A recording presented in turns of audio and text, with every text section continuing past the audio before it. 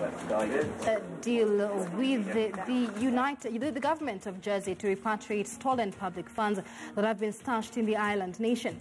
The deal signed today is the second between the two nations after another one that was signed in 2007 during investigations into the Anglo leasing scandal. Today's deal seeks to repatriate some 500 million shillings hidden in Jersey.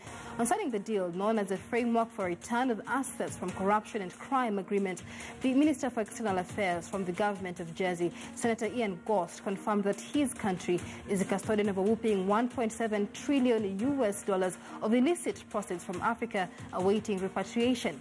Since it was actualized in 2015, the Asset Recovery Authority has managed to recover 53 million shillings of stolen public funds and has frozen assets and bank accounts worth hundreds of millions of shillings.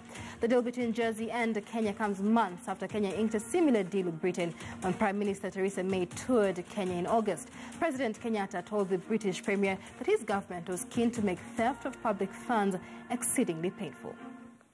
Depriving people, therefore, of the proceeds of their crimes is one major detriment against this vice, and we are determined to make it painfully unrewarding and expensive to get involved in corruption in Kenya. As I have said, in this fora and others, there is no turning back in Kenya on this agenda. All right, and in the studio for more on this conversation, two professors, Professor Kenneth Kambona as well as Professor Alfred Omenya. Professor Kambona, let me begin with you. Kenya has for years agonized over ways and means of repatriating money hidden in stolen accounts, but offshore accounts are the best bet for the corrupt in the country because of lack of framework in cooperation. Has there been framework put in place in terms of these agreements that Kenya is signing with other governments in terms of repatriation of money? Michelle, that's very true, and I just wanted to reflect on the genesis of this, that we find that, unfortunately, many of the corrupt people in this country or who are now being, taken to court over corruption are politicians, and at one point they controlled both the instruments of power and including the legislature, where laws and also the judiciary. So it was very difficult to have the right. In my view, one of the most difficult things was to have the right legislation in place to allow for not just repatriation but quick repatriation of this money, because that's one thing we need. We can't say that we are here drowning in debt, and then the next thing is we cannot repatriate this money on time to help us even pay for some of our debt. So that framework has been lacking, or even if it is there, if I'm not aware of it and you're not aware of it, then it is not effective. So that's what I want to say on that. So the first thing that I think should have been, I know the Attorney General is there, and he should be very clear about just not the framework, but also the modus operandi. How will we, therefore, stage-wise repatriate this money? Because sometimes the framework is there, but how to implement it and who. So the who and the how must be very clearly defined in this agreement that was signed.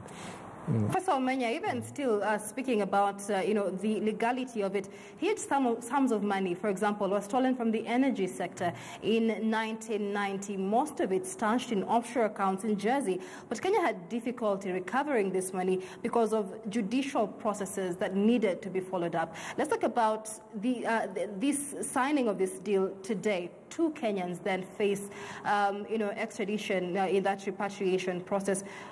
What is the legal process to attain the same? Well, definitely countries need bilateral agreements to be able to have their foreign nationals tried in other jurisdictions, especially on criminal issues and so on. We've seen Kenya, for example, send drug barons to the U.S. Whom we could not actually prosecute successfully here in Kenya, and now the fellows have been locked up there. We've had this case, that has taken forever in the energy sector, largely because the two individuals were able to look at the legal loopholes that then made it very difficult for them to be sent to these other jurisdictions to stand trial. And yes, of course, I mean, at the end of the day, if you're talking about countries, implementing some of these mechanisms, it can only be implemented within the law. But having said that, like Michelle, like Prof. Kambona has just highlighted, that a lot of the instruments that countries use can only be initiated at political level, at governance level. And it is impressive, actually, that we've inked at least 3 agreements, bilaterals, this year alone. And prior to that, we only had 1, which tells you that those who are in power, those who are governing, were not keen to actually have, number one, Kenyans tried in other jurisdictions for crimes correctly committed within those particular jurisdictions. And then, of course, on the other hand, in terms of crimes committed in Kenya and where the resources were in other jurisdictions, again, you ended up with all sorts of quarrels. I mean, like the argument between the Attorney General and Director of Criminal Investigations as to whose responsibility is it to catch the criminal. I mean, it is quite telling that we use our sometimes rather elaborate legal system to defeat the cause of justice, as it were. And we also know that the criminals in this country have also been using the same elaborate legal system to defeat their prosecutions. So what is my point? What I'm actually saying is that political goodwill, particularly by those in power, is central, especially when it comes to working across sovereignties. Right. The president, in this particular instance, let's just say it for what it is. The president, as a head of Kenya as a sovereign state, must actually lead that particular process. If the president is not interested, we can talk here forever, and nothing will actually happen. Right. Professor Kambona, even just speaking about goodwill, I mean, it is an important step that you can no longer plunder national resources and enjoy them abroad without sanctions. But we're talking about the Asset Recovery Authority having recovered only about 1 to 2% of what's been lost in corruption this year. So it's seemingly easier to steal money and hide it in our own country, because it seems to be easier to hide it here. How then can the Asset Recovery Authority further better their implementation? Michelle, another good point, because as we've seen from, and allow me to start from there, but as we've seen from Nuruddin Haji, every institution apparently has a lot of hidden powers, and in most cases it looks like either the custodians of those institutions are either not using the powers that are there, or are just lethargic, they're not working the way they should, or there's just some reason, either powerful forces that are making them not work. We can't say that Haji has anything different from what his predecessor had. I mean, he's just trying to, I know he has a political goodwill. So the same would apply to the assets recovery, docket.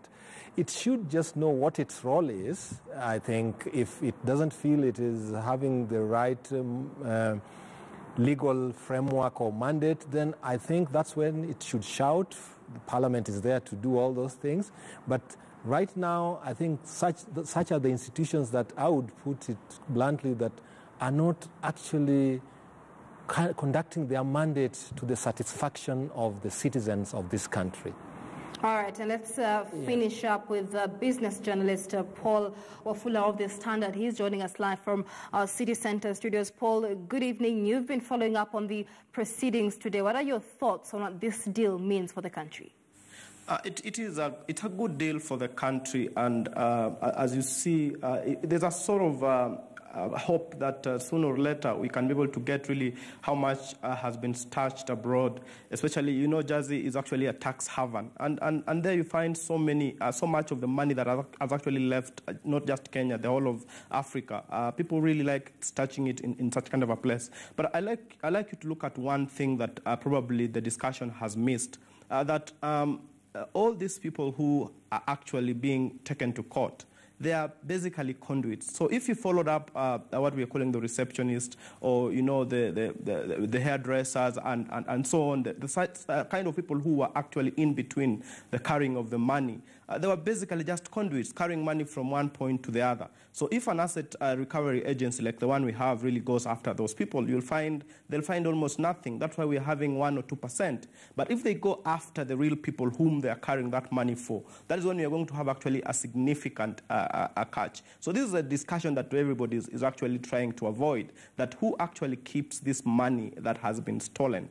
It is not really those small people who are being dragged to court. Look at the NYS, for instance. You find that most of the money that was actually stolen will go into billions of shillings. And if you look at the court cases in court, you find maybe 200 million that has actually been able to be proved. So the rest of the money that has actually disappeared in the system is stashed somewhere. And that is for the big names that we all know in this country. So if you really want to actually do a proper asset recovery, you really need to go deep into really going after where this money went. And people are ignoring this kind of discussion, because if you go for the small people, you will continue running after them. You'll find maybe they bought a car or they bought one house, but the rest of the millions that has been stolen, you'll never catch up with it. And then now on the other side of Jersey, you find that it is good for them to actually give us this kind of a deal. But we need to see some level of commitment. Remember, even the UK, when they brought us money, we were able to buy ambulances. But here you find the kind of structure that are put in place in terms of the layers and shell companies that are there. It's really quite a lot of work for them to be able to actually have that money repatriated. So this is a good step in the right direction. But actually, the actual task will be, how do we get this money back into the country? All right, many thanks. That is business journalist Paul Ofula of The Standard joining us live from our city centre studios. Also with us tonight is Professor Kenneth Kambona, as well as Professor Alfred Omenya, speaking about the signing of yet another deal with the government of Jersey to repatriate stolen public funds that have been stashed in the island nation. 500 million shillings set to be repatriated back to the country. The big question is, will citizens feel the impact of the money repatriated in development projects? Many thanks for watching the big story tonight. My name is Michelle Ngele Obiambo. Good evening.